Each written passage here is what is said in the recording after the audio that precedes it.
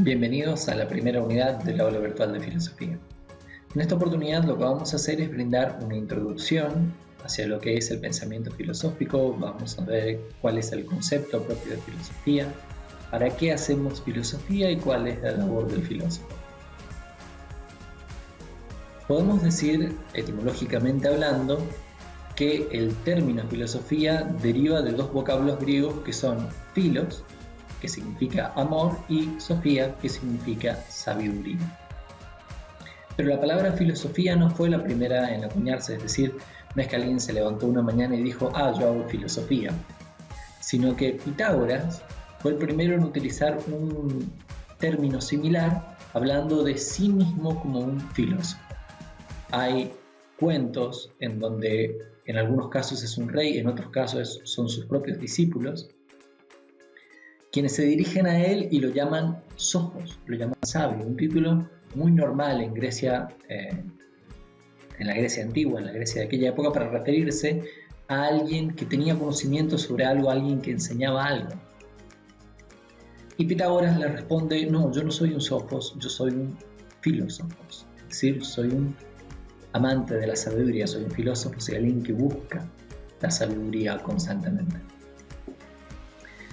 Eso nos habla un poco de la actitud de hacer filosofía. La filosofía no es creer obtener respuestas o creer tener respuestas, sino es más que nada centrarnos en la pregunta. La pregunta es lo que nos va a llevar a entender qué es filosofía, porque una pregunta nos lleva hacia la otra.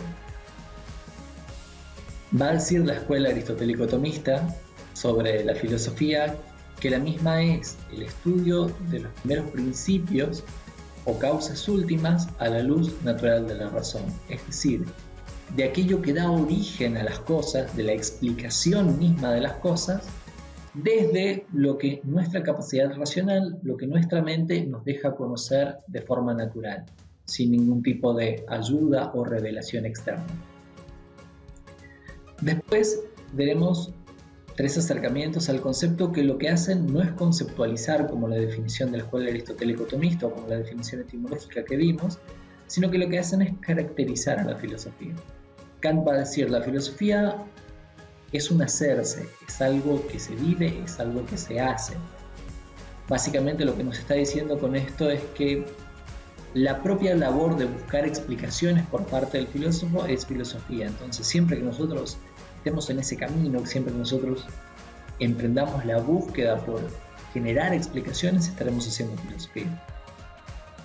Jasper va a decir, la filosofía es un ir de camino, el mismo sentido en el que lo decía Pitágoras, es decir, no tenemos que preocuparnos por el resultado de la filosofía, por el conocimiento de una cosa particular, sino que tenemos que preocuparnos más por las preguntas que nos llevan hacia ese conocimiento, y porque una vez que lleguemos a una conclusión sobre algo, seguramente se generarán nuevas preguntas, lo cual a su vez nos va generando una nueva apertura en el camino, nos va abriendo nuevas puertas y nos va haciendo profundizar más en el conocimiento.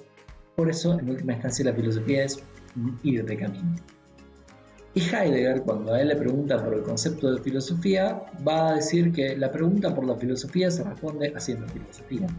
Es decir, el solo hecho de estar preguntándonos, de estar buscando una respuesta acerca de qué es filosofía, ya nos pone en el camino de estar haciendo filosofía. Por lo tanto, no hay otra manera de conceptualizar el pensamiento filosófico que no sea ejercitando el pensamiento filosófico. Pero, cuando nosotros intentamos definir una ciencia, generalmente lo que hacemos es preguntarnos qué estudia la ciencia. En este caso estamos hablando de otro tipo de conocimiento, el conocimiento filosófico, pero también vale la pena preguntarse qué estudia la filosofía. El objeto de estudio de la filosofía en la mayoría de los libros o manuales lo van a encontrar dividido en tres puntos.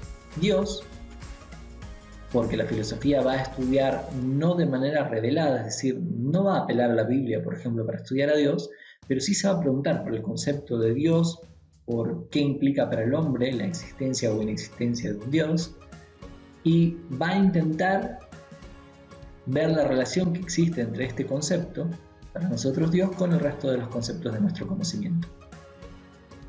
También va a estudiar al hombre, La diferencia entre el estudio filosófico o la el de la antropología filosófica y el estudio que hacen cualquier ciencia como la medicina, como la psicología, como la sociología acerca del hombre, es que no se va a centrar en un solo aspecto del hombre, sino que va a intentar conocer todo aquello que podamos conocer sobre este sujeto particular.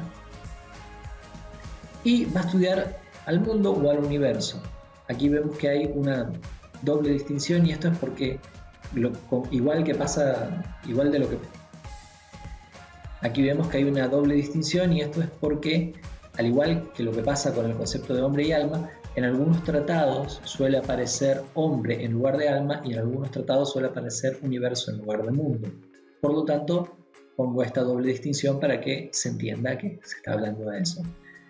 Pero cuando en filosofía hablamos de mundo, estamos hablando sobre todo aquello que nosotros podemos llegar a conocer, es decir, de lo que nos rodea, del mundo físico, hasta donde podemos llegar a ver, hasta donde podemos llegar a comprender. Y esto hace que el objeto de estudio ya se amplíe de la filosofía. No estamos hablando de la Tierra solamente, y no estamos hablando ni siquiera de nuestro universo. Hoy en día la ciencia ha demostrado que existen múltiples universos, es decir, que estamos hablando de que la filosofía, en última instancia, al estudiar a Dios, que es algo que puede no estar en el mundo material, al estudiar al hombre, es decir, al mirar hacia adentro de sí mismo y al mirar hacia afuera estudiando al mundo, podemos concluir que la filosofía estudia todo. Y desde ese punto de vista no va a ser distinguible con muchas de las ciencias, porque la ciencia en general va a tener disciplinas específicas para estudiar cada cosa, y la filosofía igualmente.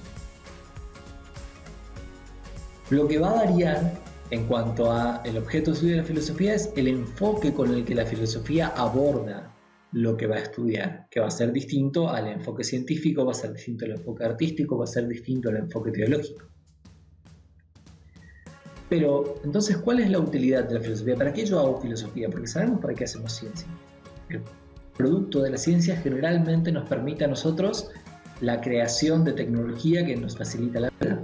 Entonces, ¿para qué hacemos filosofía? La filosofía lo que va a hacer es, mediante esa búsqueda de preguntas constante, generar explicaciones acerca del mundo.